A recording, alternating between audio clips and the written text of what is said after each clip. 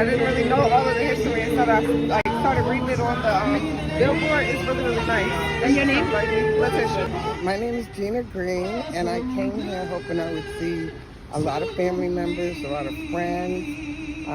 I wanted to support what was happening, but I love the idea of bringing all the families that we grew up with and paying, just paying honor to the people that brought us through here and got us through a lot of hard times, a lot of good times, a lot of good memories, and I still feel like this is my community. Such a pleasure to meet you. Thank you. May I get your name? Yeah, Rosie Collins.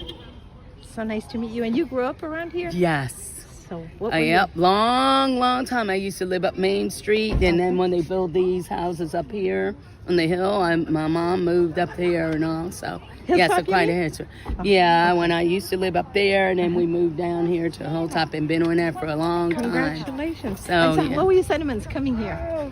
I was like looking at old times and all. I haven't been down this way. I live up in Normandy Woods now. My sister also is from Hilltop too, but she is on a walker. She couldn't make it today.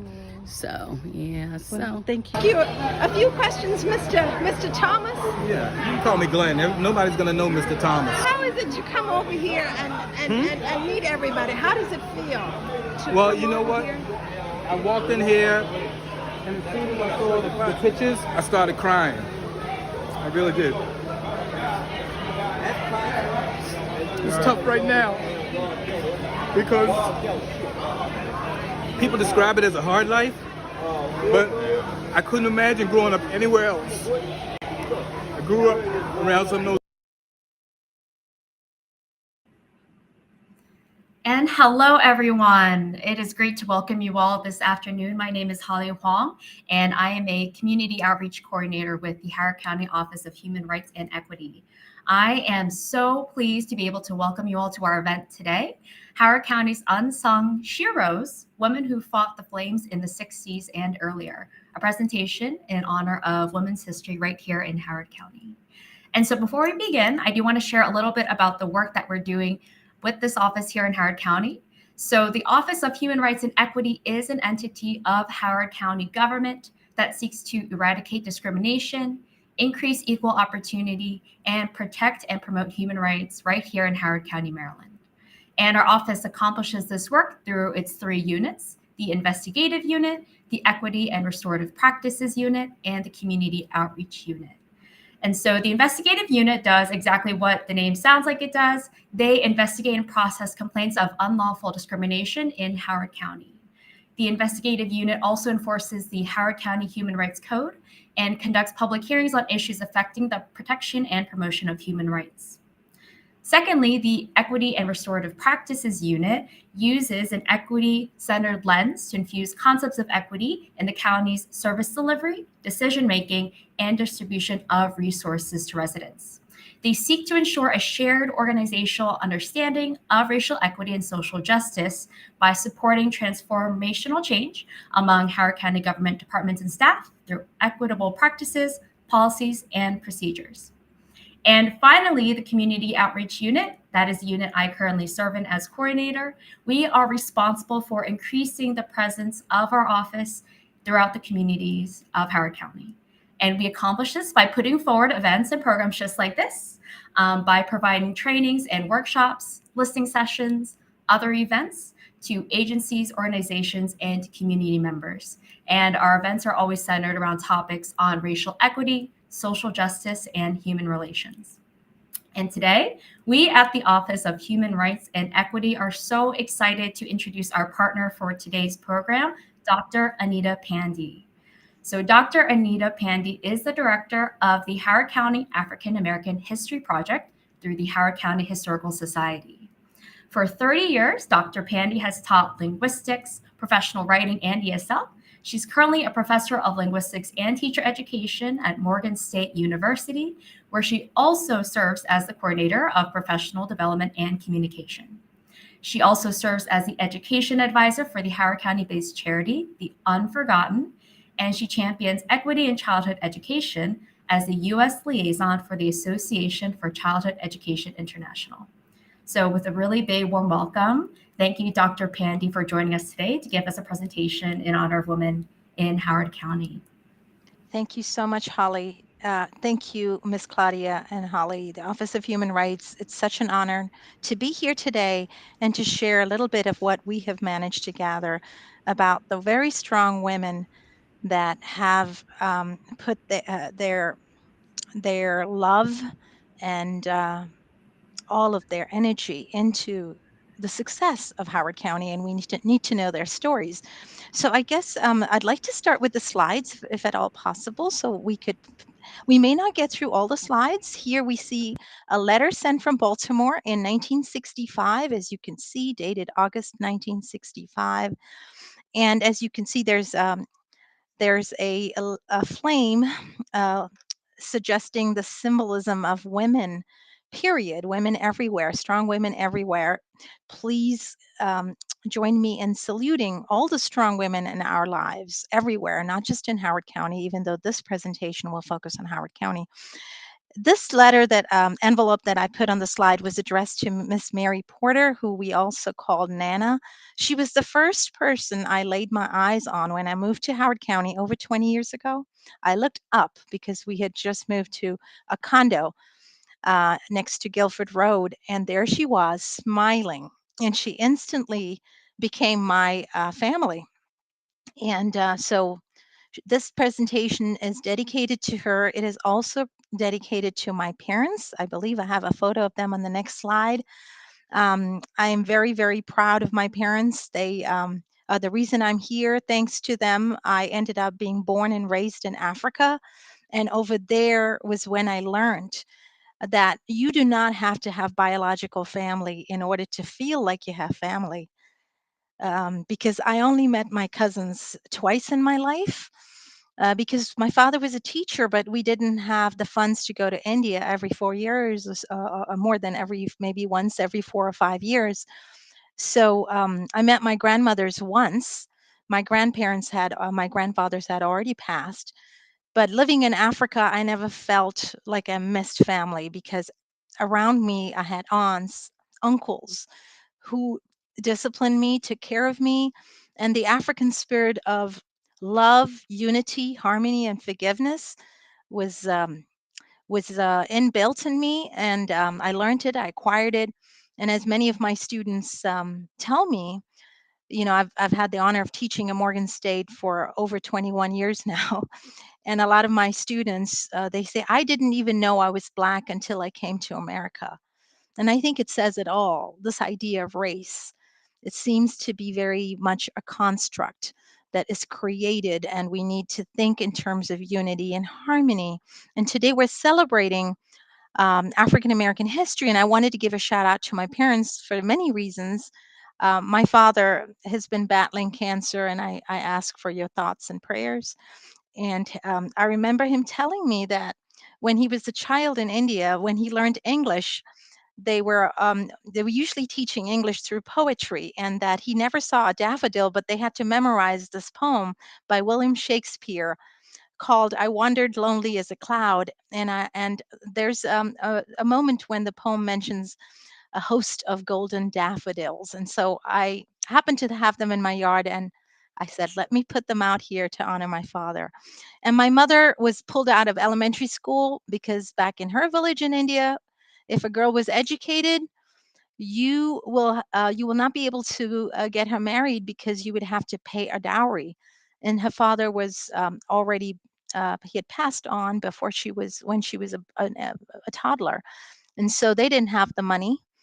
And so they pulled her out of school, but she was fiercely independent and still is. And thanks to her strong presence and my father's united, they were the first to educate their three daughters. So that's why I'm dedicating this presentation to them. We can move to the next slide. And I'm also dedicating, as I said, to my Nana, Miss Mary Porter. Here is a glimpse of her beautiful immediate family. And then the next slide will show more pictures of Miss Porter. And the next slide, a few more pictures. Her favorite place was Mount Zion. It sits up on a hill in Ellicott City. You probably have seen it. It's very symbolic. And this, as you see, she's smiling because we put up the wreath on Christmas Day. She worked for the school system for over 30 years, and she was a proud employee of the Howard County Public School System. And she's another family member I'd like to dedicate this presentation to. And we can move to the next slide. And as you see, we had the honor of celebrating her 80th birthday. Red was her favorite color. And here is a glimpse of my daughter. She is now in high school in Ellicott City, but everybody remembers Nana. And this is in memoriam. And I never had the honor of meeting Miss Phyllis Owens, but I'm also dedicating this presentation to her because she literally fought the flames. She was a pianist. She played at Mount Zion, and she helped with the youth and was assembling a choir. These are her children who lost their lives in that fire: Charles Jerome 11, Joan Marie, and you can see Phyllis, Elizabeth 7, Sharon Annette 6. And they lost their lives in a fire that was totally avoidable. You can see their pictures here. And Cindy is the only one who survived, but she only lived to be like 50 or 51. And the entire family never recovered from this tragedy. And so we'll talk a little bit about this and how. And I want to also recognize my brother, Tyrone Tyler.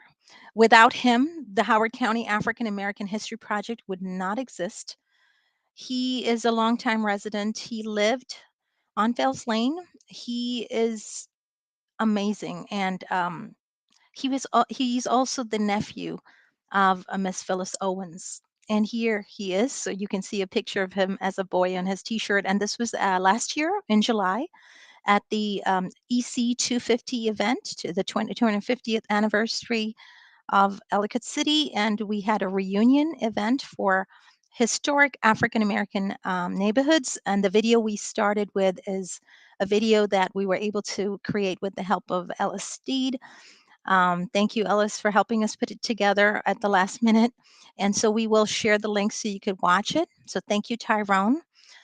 And the next slide is a scene from there. You see Miss Vicky, Miss Vicky Moore here, the daughter of my Nana, Mary Porter, excitedly looking at the pictures shared at the reunion last year with her friend, Sally Page. Let's look at the next slide.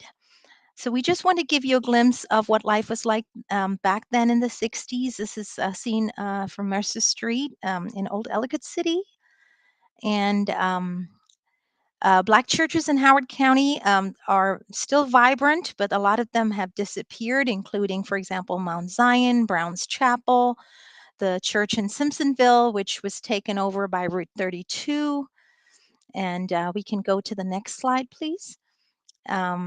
And I also wanted to pay homage to the three pillars of, I would say, Maryland. To the left, we have Anna Murray Douglas, who is the reason Frederick Douglass became who he was and gained his freedom. She actually sewed his outfit when he boarded that train to New York. She paid for his ticket. She sold her feather bed when they moved to Massachusetts.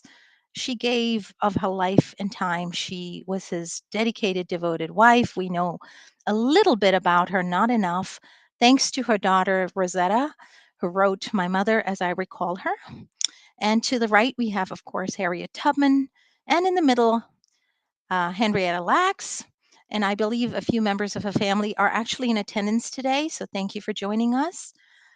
So we would like to gather more stories of women in Maryland and all over Maryland, because that is a piece of history that needs to be shared with the world. And so thank you for those of you who have helped us so far. We need more volunteers. Our mission is to preserve local places of memory and oral history and genealogy. As you know, hearing somebody's voice is so powerful. Hearing their story helps us not only gather the pieces of missing history, but also correct misinformation, which is one of the purposes of today's presentation as well. So let's move to the next slide, please. And we also want to recognize Miss Alice Corneliuson for her work. She has a book out, History of Blacks in Howard County, Maryland. Please check it out. It also has a lot of photos, so thank you for your work. Here are some recognitions. I would like to share some of the names. I have not had an exhaustive list. Forgive me if I have not recognized everybody. But I want to give a special recognition to Miss Sophie Pollock, who lived to be in her late 90s. She actually lived to live past 100, and I think she could have lived longer if she wasn't isolated because of the pandemic, when she was in the Shangri-La assisted living. She loved ginger ale, and she always had a positive attitude. She would say, "It's no use complaining." And I just remember her pearls of wisdom. I believe we have in attendance another very strong woman, Miss Shirley Rolls. If you're out there, please. We honor you today. We thank you for joining us. And if you, when you watch this video, which I hope you will, thank you for all that you have done. It is such an honor to meet somebody in their 90s. It's such a blessing because of all the history that you have to share, and the fact that you fought the flames because life wasn't easy. And so I want to recognize Miss Mary Porter, Miss Josephine Carter, Tyler's great grandmother. When Hilltop was built, there were all kinds of restrictions. As Mr. Tyrone Tyler will share with you, in fact, because of family size, you were not allowed to move there. And it wasn't until his grandmother passed that they met the requirements and were allowed to move into Hilltop. What an injustice. So I want to thank you, Miss Josephine Carter. I also want to thank Miss Sarah Owens, and all the wonderful women. Here's a scene from Mount Zion before it closed its doors. You could see on the right side of the Christmas tree, depending on where what angle you're looking at, with the pearl necklace and the gray dress. That's Miss Sophie Pollock. With the red a skirt suit and the white stockings. That's my Nana, Miss Mary Porter. To the left, you see Reverend Pastor Street. You see Miss Vicky Moore. You see Mr. Dorsey. I want to recognize him. He's on the right side and between the two ladies in red, the women in red. He had some fascinating stories to share about how teachers would take students to their homes on weekends and cook for them and play games with them. What a life, and how excitedly he would wait for those days. What stories. And he too passed away. So we honor you. Rest in peace. We thank you for your contributions. Next slide, please. Here's a scene from Miss Vicky Porter's most recent birthday, which we had the honor of celebrating right after the pandemic. It was a surprise hosted by her beautiful sister, Miss Linda, at the Roger Carter Center, a very important place for African American history because it was actually the only place where African Americans were allowed to gather back in the day. Dr. Vernon Gray, if you're listening, thank you because you were instrumental in the naming of the center. Thank you. Next slide, please. And here I want to acknowledge Dr. Sands. She was in that year, 2015, nominated by County Executive Kittleman to serve as an administrator of the county's Office of Human Rights. So we want to honor her and we want to thank him for this nomination. And we move to the next slide. So these are very important women in the history of Howard County. Here we have more folks I want to recognize. This semester, I feel more like a learner than a teacher because I have the honor of having two very strong women, Mother Marcy and Mother Wise, Mother Maxine Wise, and they are incredible. They have gone through hell and back, and I want to salute you both. Mother Marcy had surgery, and she still came to class the next day. She buried her son, who had been working very hard um, to teach folks financial literacy and how to become homeowners. And he passed away, and she still came to class. She is losing weight. She's been battling her fourth cancer, but she has a dream of getting her education degree, and she keeps on. And you are, all of you, light, the candle, the flame, the light of sunshine, of hope, and we honor you. I also want to honor Maria Rivera and daughter Esmeralda Altamurano for being steadfast. Um, Esmeralda Altamurano was the victim of an assault at our middle school here recently in Howard County. She suffered a concussion, but she held her head high up, and she has not given up. And her mother and her have become voices against bullying. And we want to thank you for continuing that, because we know a lot of children do not have the good fortune of having family and community like we used to when we were growing up. A lot of folks are displaced. A lot of families are, the mothers are working and working night, day and night, and they love their children, but they cannot be with them every moment of the day. And sometimes they get into negative things. So we thank you for being open minded and for, being the voice of change and forgiving. Um, I also want to recognize Miss Emanuela.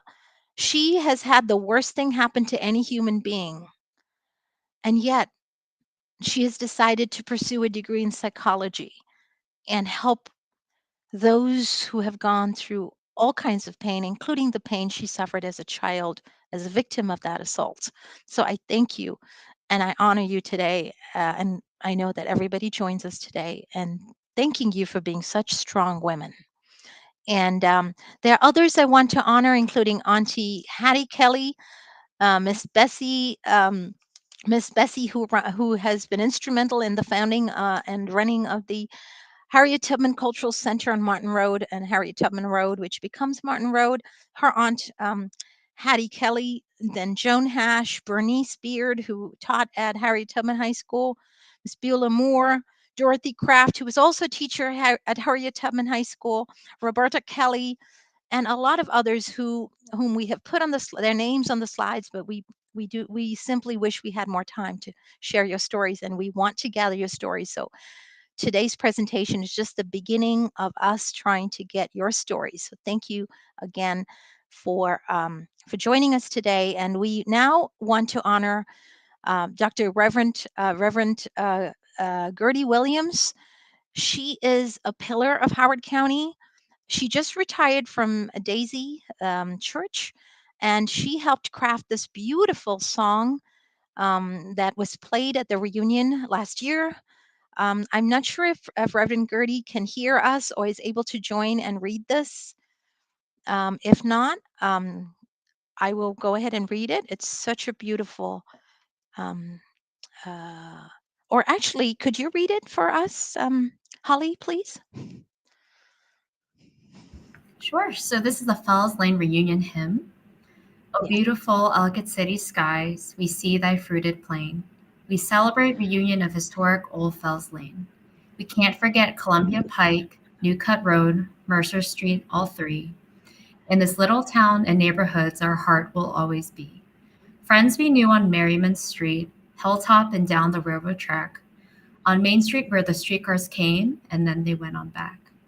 Ellicott City, God shed his grace on thee and help us honor everyone with love and equity. Thank you. And there's a second part to this on the next slide. Thank you for reading it again. Holly? Oh, Ellicott's Mills, a place that was an early pioneer with mills and granaries along the Patapsco River here.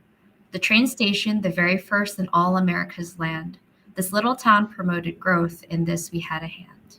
The tradesmen came to Ellicott's Mills, a teeming town where farmers sold their goods and wares to everyone around. There are valleys here so very low and hills extremely high, Church steeples all in grand array point upwards to the sky. Ellicott City, the fires and floods came too.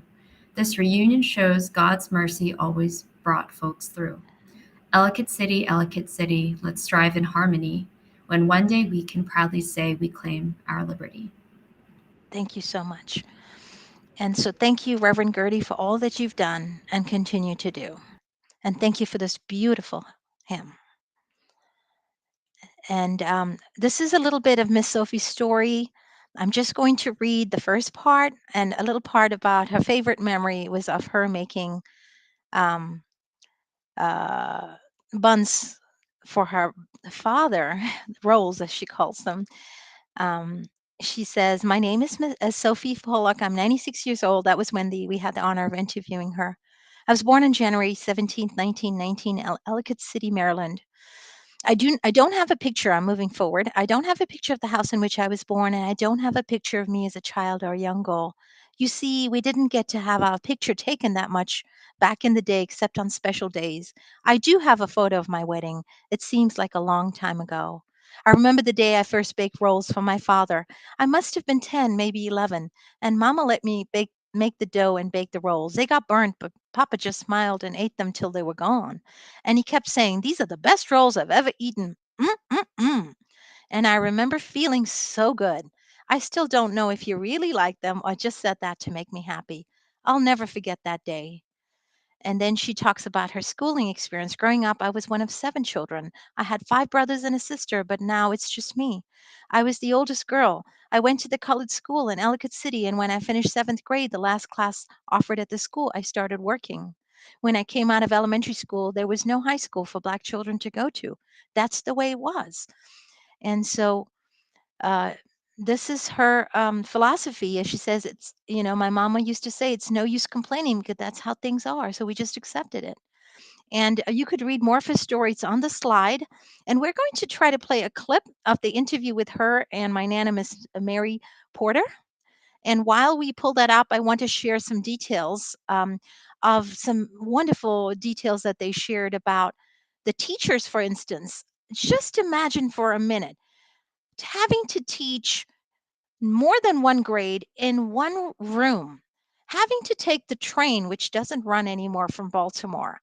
That's a long distance. Get to school, open the rooms, because you're not just the teacher, you're the principal. You are the head of the janitorial services. You allocate to students the wood responsibilities for the fire, the cleaning. You are also the coach. No wonder, as most of these women that we had the honor of interviewing said, they never married. Speaking of these teachers who lived back then and who were just amazing. So we're going to play the clip now. So this is an oral history interview with Miss Sophie Pollock, born 1919, and Miss Mary Porter, born 1933. Today's date is May 17th, 2015. The location is Mount Zion United Methodist Church in Ellicott City, Maryland. So I'd like to begin by asking both of you a little bit about your schooling experiences, starting with the early years, grades. I believe you said you had no kindergarten, am I right? Did you have any kindergarten back? I didn't. Did you have any kindergarten back in the day, or just first grade? No, just first grade. Just first grade. And before you even started school, did your mother put you in any daycare, or did she take you to work with her? No. Either one of you? No. I always had somebody in the family stay at home, took care of me. Well, I was the same way. My grandmother was there, and she took care of us when my mother went out. When your mother went. And both your mothers worked? Oh, Yes. yeah. Day work. Did you ever follow them to work sometime or go with them? No, No. I didn't. You I didn't. never went with her. Were you ever curious where she worked? Did you ever ask questions? Yeah, I did. You did? Mm-hmm. How did you? But, yeah, and I knew where. Yeah. I knew a lot of times where she was working. Did you go visit? But you didn't go visit. Oh, no. Neither one of you. Okay, so let's start with grade school. You were just telling me right now and earlier that you had 2 teachers and they shared they taught different grades. So in one classroom you had up to Three grades. 3 grades, Yeah. and in the other Four in classroom, the other, wasn't it? Yeah. No, 3 in the other one. It's 4th, 5th, and 6th. fourth, fifth, and sixth in Four, one room. but was 4 in the first one. 3 in the first one. 3. First, second, and third. And then the other room was 4th, 5th, and 6th. Oh yeah, in the back. Back. So there were 2 teachers, and each of them taught 3 grades, Two teachers. and each of them taught 3 grades. Yeah. And you just told me it was like rows. So first grade in one row, second grade in another row. It was 7 grades. Was 7 grade the first, second, third, fourth, fifth, Well, sixth. 7th grade, I think I went to middle school in Cooksville. Oh no, we went there. I went to the. They had one room had 3 grades, the other one had 4 when I was going. Oh, well. Because it was 7, 7 grades. Well, I had 3. I had 3 in one and 3 in the other. And I had 4 in one and 3 in the other. Wow. Was this the same school? What's the name of your school? No, the same school. The same school. Yeah. Is that the historical colored school? Yeah. Do you ever go by there? Pass by there? A long time ago, when they first was supposed to be changing it. That's when you went. Didn't look nothing like it did on the inside when I was there. Yeah. Nothing like it. What had changed? Thank you for sharing that clip. Everything had changed. They had no floors. They had a wood fire stove. It didn't look anything. It was really cold. It had holes in the wood paneling. That's why you heard from the ladies. It didn't look anything like it looks right now. And they also shared that they got used textbooks, and Miss Sophie was actually one of the first, if not the first, to work for the fire station. So we'll move to the next slide, and you'll get more information about their stories. In the interest of time, I want to move to the next piece of information, so we could get a little bit of history in terms of more than a few folks. As you can see, I've highlighted on the slides some of the pieces of information. Like, she loved to read, and even when she was in her 90s, and up until Mr. Tyrone and I went to see her at Shangri-La, I remember she was still reading, and at that time she was 100, knock on wood. And she would say that's what gave her hope, and that's what kept her sharp, is reading. And she would usually read her Bible and take many naps throughout the day. And as you can see, she was 13 when she first started her first job. Now we're going to move to the story of Miss Phyllis Owens, and how history needs to be corrected. This is a picture of the house that Mr. Tyrone Tyler lived next to. This house was not torn down even after the fire for almost with a long time. So many, many moons went by, many months before it was torn down. So it was a constant reminder of trauma. And this was where his aunt and his cousins lived. And 4 of them and his aunt lost their lives that day in February. Let's look at some of the details. So all the way across the country, the fire was reported. So in the Corpus Christi Caller-Times, this was the reporting of this fire. On February 25th, 1965, it says, woman, 4 children killed in house fire in Maryland, Ellicott City. That's the title. And they moved to her status as a mother to honor her role as a mother. So she's not just a woman, she's a mother. Where a mother and 4 of her 5 children died early today in a fire which swept their narrow 3-story row house, Howard County Police said. Police identified the dead as Mrs. Phyllis E. Owens, 31, and her children, Charles Jerome, 11, Joan Marie, 8, Phyllis Elizabeth, 7, and Sharon Annette, 6. Police said that the father, James Owens, 31, told him he went downstairs and discovered the fire after his wife said she smelled smoke. Owens grabbed his 3-year-old daughter, Cynthia. You saw a picture of her at the beginning, and carried her out. Police said he told them. Owens and a neighbor tried to extinguish the fire, but were driven from the house by the flames. and the rest is too painful for me to read. So I would like to for us to hear a clip of Miss Brenda McBride's recollection. She's the sister. You can hear the pain in her voice. It hastened her demise. She passed away during the pandemic. Her mother passed away in her 50s.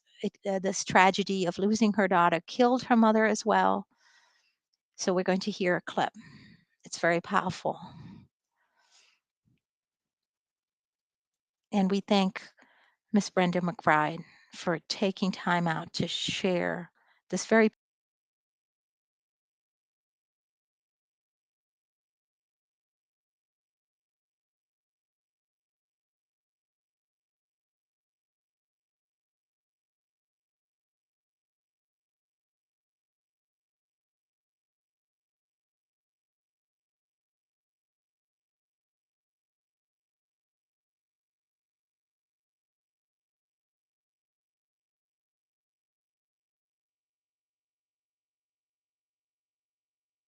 give a shout out to the docents who work there. Thank you so much for your strength. And I think we're just trying to get the clip up and running. And please don't forget to put comments and questions in the chat. Thank you.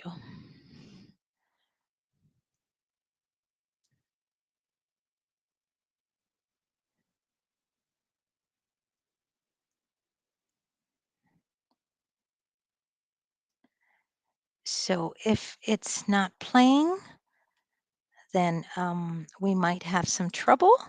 We might have to skip it. But we do have the recording and we will be sharing it. And we do have a video that we often at events do share, although it brings back a lot of painful memories, especially for Tyrone. But he has been very strong and done everything possible to share this piece. And so as she shared, it was like an inferno. Fire was coming from all parts of the house, and it was in the early hours of the morning, and there was not a single fire truck to be seen in the area. And we're going to look at the next slide. Next slide, please. Thank you. And just look at this picture. Thank you, Tyrone Tyler, for creating this picture. It is also now part of the markings in Ellicott City. So you will see it. Notice the house is number 26. And the fire department is a 60-second walk. And I just want to ask you, this is more a rhetorical question because I don't believe everybody's mics are unmuted, but you can put this in the chat. If you see a fire or hear a fire and you hear the commotion, are you going to respond if you are within walking distance? I'm 100% sure you're going to say yes. Now let's look at the reporting of this fire from Howard County. Go ahead. Okay, so this is in a book written by the Ellicott City Firemen's Association. And it is by B.H. Shipley, Jr., 1997. And look at the title, Fatal House Fire, 4 Deaths. And they go on to say the house had no telephone. Let's read this. This is what we call an inaccurate version. All 4 victims, they do not humanize the folks. They do not give us their names. They just call them victims. All 4 victims retreated to the 3rd floor, but the building lacked any secondary means of escape from the upper floor.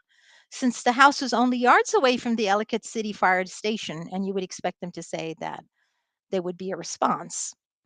And this is what they say. The firefighters arrived within several minutes of receiving the call, but the call itself had been delayed because the house had no telephone. So I don't think I need to say much here, but it's very obvious that they're trying to deflect attention away from the fact that they were unresponsive. And in all the recordings we have gotten and all the histories we've gathered about this fire, there is no evidence that the fire department responded until folks had died, until the staircase had been burnt. And this incident was never investigated. There were no reparations, nothing paid out to the families, to my knowledge. No legal action, no investigation. Um, Total case of injustice.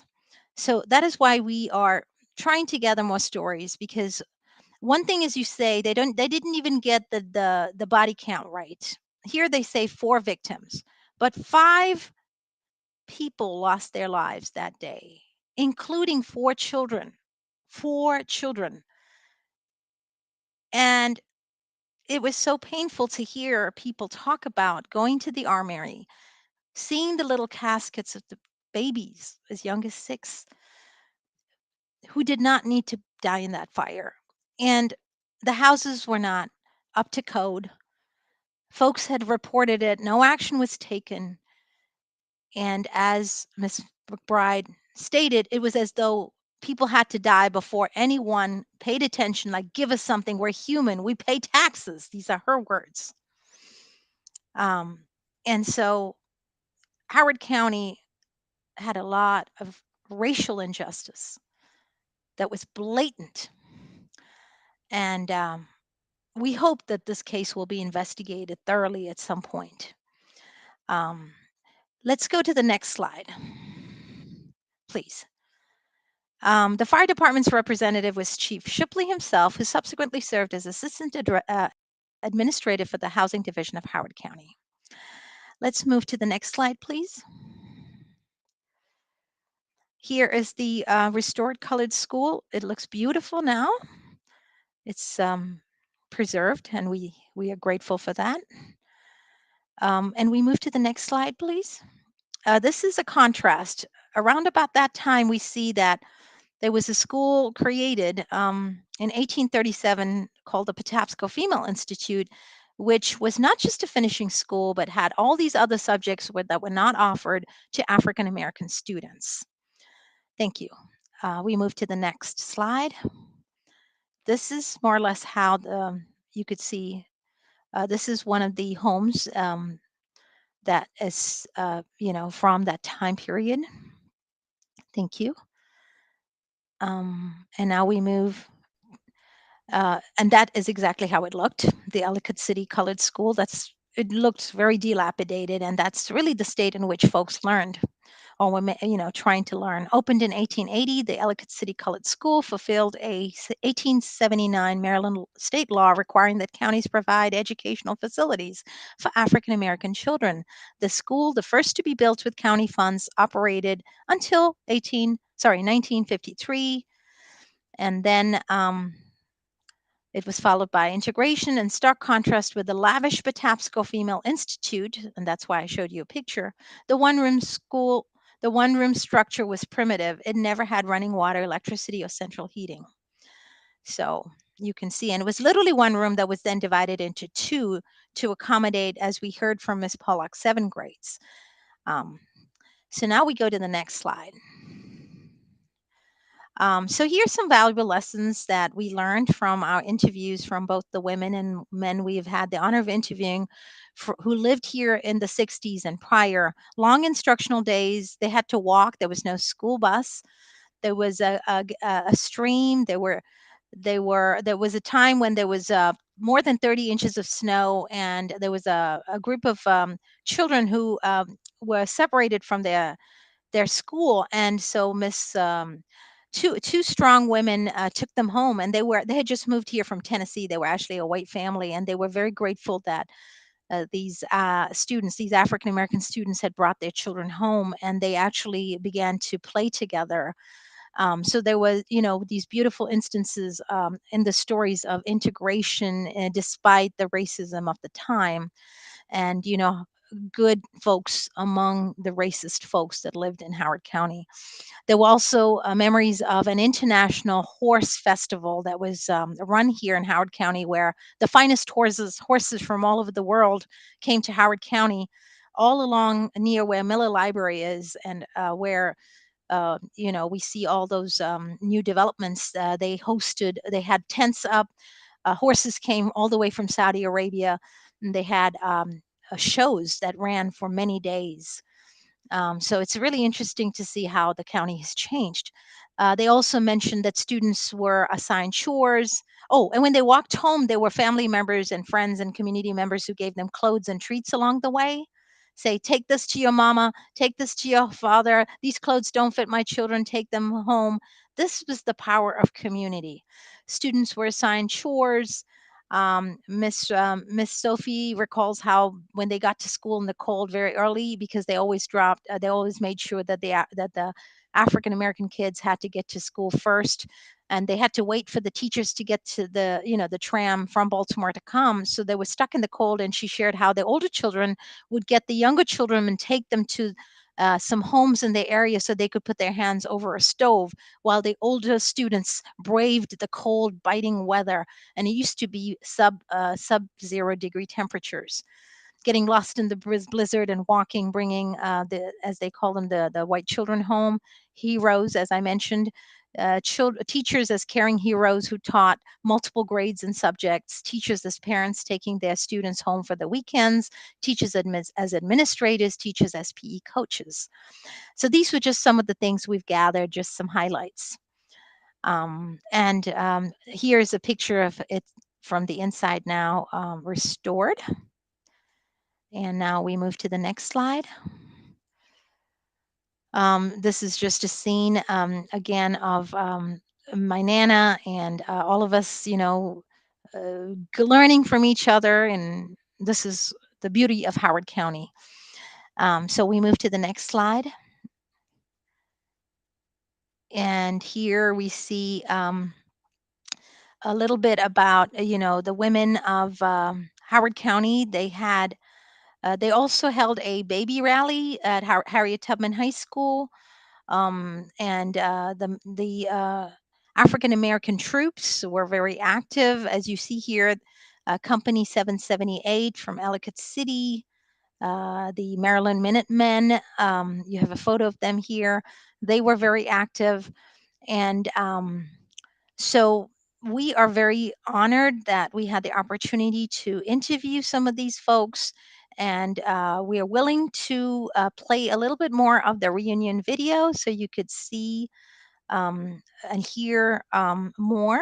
And I also want to give a shout out to Miss Jo Glasgow, who we recently had the opportunity to interview. She was the first African American attorney to join the Howard County Bar Association. And she litigated over 400 cases, including the case of two African American twins who were they were subjected to police brutality as early as recently as the 70s, and one of them was found. He was hanged, and there was no investigation or no proof of who had done it. So these horror stories of, up until as recently as the early 70s, and hearing about them just makes you wonder, and then also makes us realize that we have come a long way in Howard County, because it is, as she said, the one place that no matter how much she tries to think about moving anywhere else, she is so glad that she lives in Howard County, because it's built on the principles of integration. And it is the reason I came here. I first came here. I moved here, as I said, over 20 years ago when I first got my position at Morgan State University. But I also had the honor of visiting when my graduate student at the University of Memphis, he lived here, and we had a conference in town, and he wanted me to meet his parents, because his mother and his father was a very instrumental linguist in the Vietnam War, and he was the only speaker of a language. And I wanted to meet him and also salute his mother. So we came to Columbia, and I instantly fell in love with Columbia. That was the year 1998. And so I thank all of you for joining us today. And I'm going to turn it over to Miss Claudia to play either whatever clip she believes would would uh, would would be a nice way to end today's presentation, and then we could open it up for questions and answers and discussion. So thank you, Holly. Thank you, Miss Claudia. Thank you, Office of Human Rights and Equity. Thank you, everybody, for joining us. And we will be making the videos and audios available on the website of the Historical Society, of which we are a part, the Howard County African American History Project.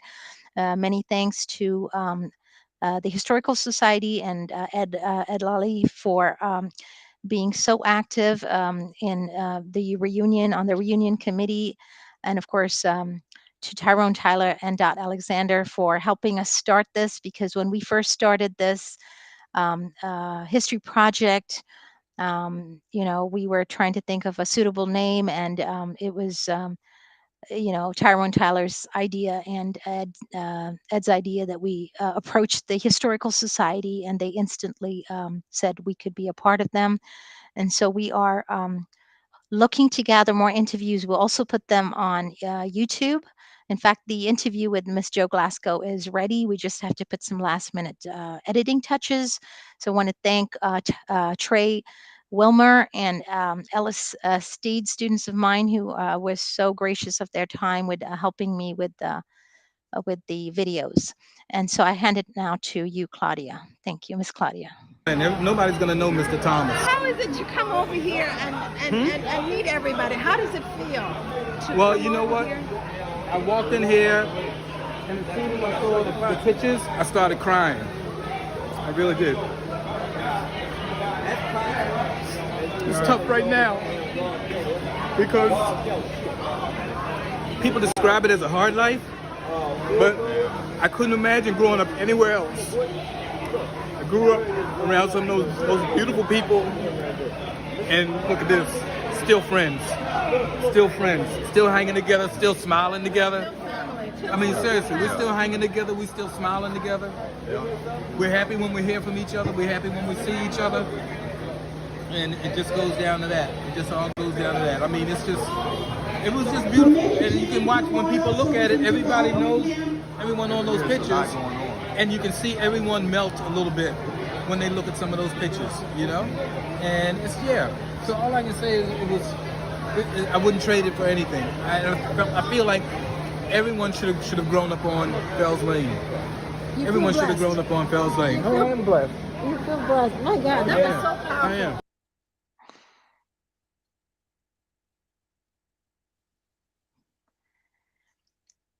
Thank you for sharing that, and we will make that video available through the Office of Human Rights to share with everyone in the county and also on Facebook. Yeah, thank you so much, Dr. Pandey, for your incredible presentation. Thank you. We really appreciate you coming on here to share all of this history of women, especially African American women in Howard County, whose stories have not yet been told, have not yet been shared. And we really appreciate you taking all this time to really research and uncover all of these histories. And I did want to wrap up by asking you one question, because I know a lot of your personal background is in linguistics, language learning. Both of your degrees are in that field. But now, as director of the African American History Project, you are now serving in the role of historian. And I wanted to ask you a little bit about that, like through serving as director of this research project, what have you learned about what it means to be a historian and engage in the work of reconstructing historical events to contribute to what we really create as historical memory? Thank you for that beautiful question, Holly. What have I learned in this position? I have learned that, number one, I'm not alone. When I came to Howard County, I'll be honest with you, when I left Africa, I always felt lonely. And coming to Howard County, it was like I had family, I had community. And I want to thank, all those folks who instantly took me in. And this is the power of community. And when I had the honor of recording these stories, I feel like I've grown. I think I've grown to realize that there's so much to learn, that every time we complain, there's somebody out there who had it worse and has it worse. And you can corroborate and reconstruct history by getting the same information from multiple parties. Sometimes some parties, because of the trauma of that incident, have blocked it out, but eventually the truth will come out. And it is very hard to talk about the hard part of history. Um, it is very, very hard. And so but it's also very healing, because when you talk about it, you feel like you have an outlet. And so these conversations with these very strong men and women have strengthened me and made me realize that language is a great way to track history, because one thing I've noticed is the communication style is indistinctly generational. And as a linguist, um, who has been fascinated with varieties, some people find the word dialects offensive, but as a linguist, we use that term to describe variations in language, which could be regional, social class, gender based. But they're so fascinating. And it's so amazing to me that African American culture is epitomized by this language that is called African American language by linguists.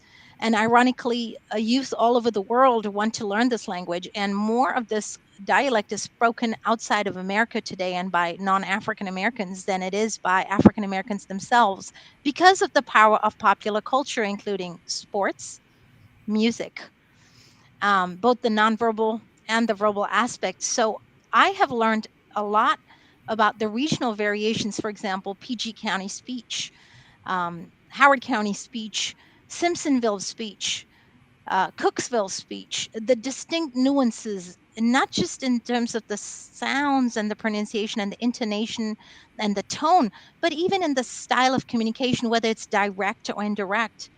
Indirect could be more submissive because of the way we were raised to be respectful, or a sign of the times. And so it's so powerful to monitor folks' language, and when they're off guard and when they build trust. So we're simultaneously gathering language, because language is power. It's part of our DNA. And so I have grown as a linguist, and I see that history and linguistics go hand in hand. And stories are the fodder that we research. So we either can research coverage of news, or we can take stories, but we're always looking at that language, the language through which it's presented.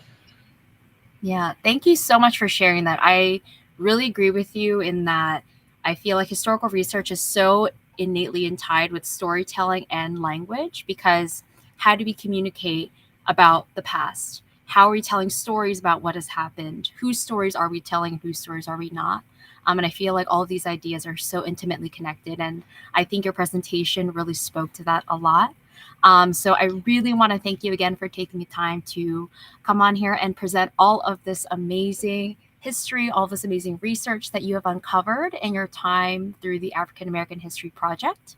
And I hope that everyone who's viewing who wants to get involved is able to. Again, the African American History Project is through the Howard County Historical Society. So for anyone interested in getting involved, please contact Dr. Pandey there. And if you have any further questions or want to get in touch, please feel free to reach out to the Office of Human Rights and Equity. We'd be happy to answer any questions or connect you with Dr. Pandey further. Thank you so much. And I don't want to forget to thank Ms. Roxanne Gray, because her name is also on the slides. She was also instrumental in the success of the reunion last year.